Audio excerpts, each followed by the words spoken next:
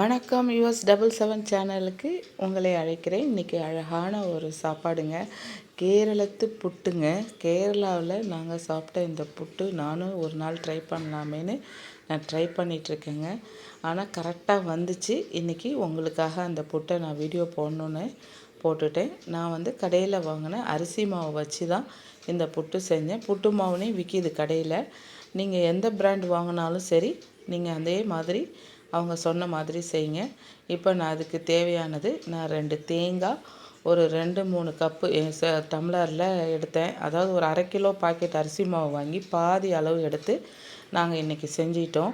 இப்போது நான் தேங்காவை ஃபஸ்ட்டே நான் திருவி எடுத்துக்கிட்டு வந்துடலான்ட்டு திருவினேன். இப்போ நம்ம அந்த அரிசி மாவை புட்டு மாவு பதத்துக்கு தண்ணி ஊற்றி உப்பு போட்டு பிசைவோம். உப்பு நான் ஃபஸ்ட்டே போட்டேன்.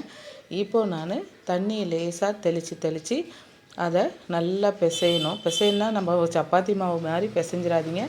நல்லா திரியாக தண்ணி ஊற்றி தெளித்து அங்கே பாருங்கள், இந்த மாவை பிசைஞ்ச மாதிரி அது கட்டி ஆகும். அப்படியே நீங்கள் அப்படியே பிசைஞ்சு விட்டிங்கன்னா அது உதிரி ஆகும்.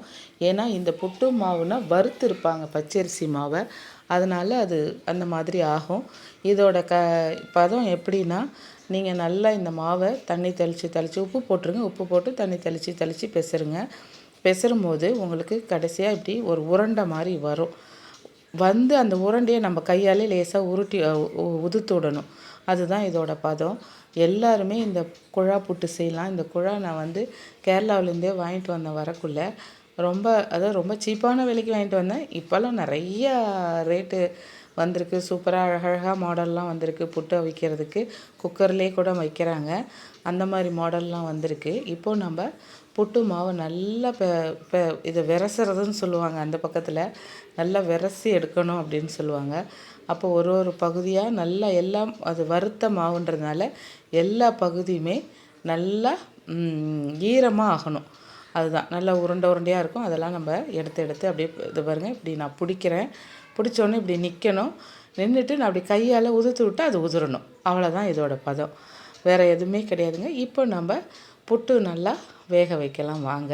நான் இந்த 2 தேங்காவை தான் திருவினேன். ஃபஸ்ட்டே உங்கள்கிட்ட காட்டும்போது நல்லா 2 தேங்காய் மூடியும் நல்லா திருவிட்டேன், ஒரு அரை மூடிக்கு. இப்போ நான் இந்த புட்டு வைக்கிற பாத்திரத்தில் ஃபஸ்ட்டே தண்ணி ஊற்றி நம்ம இட்லி பானை வைக்கிற மாதிரி அந்த புட்டு பாத்திரத்தை கீழே உள்ளதை தண்ணி ஊற்றி ஸ்டவ்வில் வச்சுட்டேன். தண்ணி கொதிக்கிட்டோன்னு இதுக்குள்ளே நான் ஒரு நம்ம முறுக்கச்சியில் போடுற மாதிரி இந்த குழாவுள்ள ஒரு சின்ன அச்சு இருக்கும்.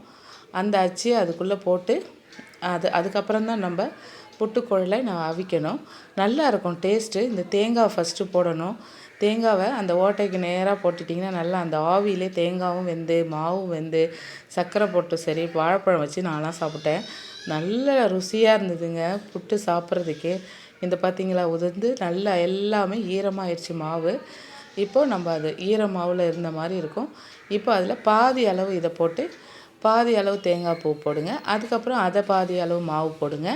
அதுக்கப்புறம் மேலே நம்ம தேங்காய் பூ போட்டு அதோட மூடி போட்டு மூடி வச்சிடலாம். அவ்வளோதாங்க, சூப்பராகிடுச்சா? இவ்வளோதாங்க. அதுக்குள்ளே அங்கே தண்ணி கொதிச்சிடும். அந்த பாத்திரத்தில் தண்ணி கொதிச்சிடும். இப்போ பாருங்கள், நல்லா போட்டு நான் அதுக்கு ஒரு மூடி வச்சுருக்கேன். இதோட மூடியை காணோம். என் பேத்தி எங்கேயோ கொண்டு போட்டால் தேட வேண்டியது தான். சரி, இப்போ நம்ம ஐடியா பண்ணுவோம், வேறு எதனா போட்டு மூடி வச்சிடலாம். சரி, இப்போதைக்கு நான் ஒரு சின்னதாக ஒரு பாத்திரத்தை போட்டு மூடி வச்சுருக்கேன்.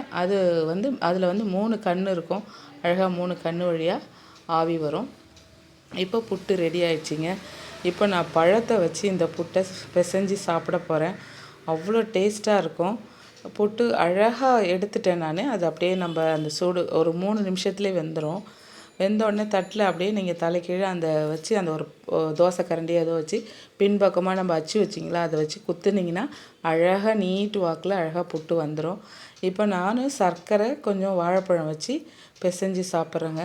ரொம்ப ருசியாக இருந்தது. சாப்பிட அவ்வளோ எப்படின்னா நல்லா சாஃப்டாக அருமையாக இருந்தது. இப்போ அடுத்த குழல் போட்டு நல்லா வெந்து வந்துருச்சுங்க. பார்த்தீங்களா, இதுதான் வெந்து வந்துருச்சு. அந்த அழகாக அந்த பாத்திரமே மேலே வந்துருச்சு. அவ்வளோ சூப்பராக இது வேகிறதுன்றது ஒரு 3 மினிட்ஸ் தான். நல்லா இங்கே பார்த்தீங்களா, நல்லா கொதிக்க ஆவி பறக்க புட்டு ரெடி ஆகி வந்துருச்சு. இந்த குழலை இது பார்த்திங்களா, அந்த அச்சு வெளியே வந்துடணும். அந்த தோசை கரண்டியை வச்சு பின்பக்கம் தோசை கரண்டி பின்பக்கம் அந்த நீளமாக இருக்கும் இல்லையா, அந்த காம்பு வழியாக நம்ம தள்ளினோம்னா சூப்பராக புட்டு வெளியே வந்துருச்சு. நீங்களும் இந்த புட்டு மாவு வாங்கி இந்த மாதிரி ரெடி பண்ணி சாப்பிடுங்க. ஓகே ஃப்ரெண்ட்ஸ், பாய்.